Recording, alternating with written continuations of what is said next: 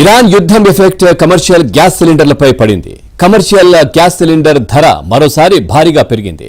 19 కిలోల commercial gas cylinder ధర ఏకంగా 993 రూపాయలు పెంచారు. దీంతో హైదరాబాద్లో కమర్షియల్ సిలిండర్ ధర 3069 రూపాయలకు చేరింది. అయితే డొమెస్టిక్ సిలిండర్ ధరల్లో మార్పులు లేవని కేంద్రం ప్రకటించింది.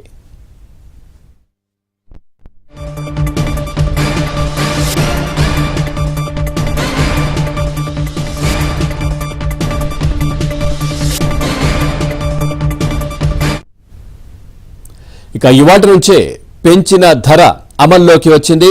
ఇక ఫిబ్రవరిలో యుద్ధం ప్రారంభం కాగా అప్పటి నుంచి వాణిజ్య సిలిండర్ ధరను 3 సార్లు పెంచారు.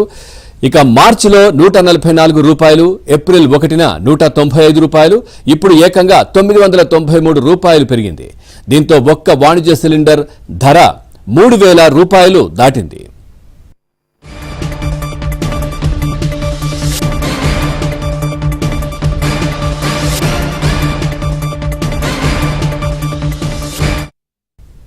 వాణిజ్య సిలిండర్ ధర పెంపు ప్రభావం రెస్టారెంట్, హోటళ్ల వ్యాపారాన్ని దెబ్బతీస్తుందనే ఆందోళన వ్యక్తమవుతోంది. ఇక హోటళ్లు ఆ భారాన్ని వినియోగదారులపై మోపే అవకాశం ఉందని అంటున్నారు.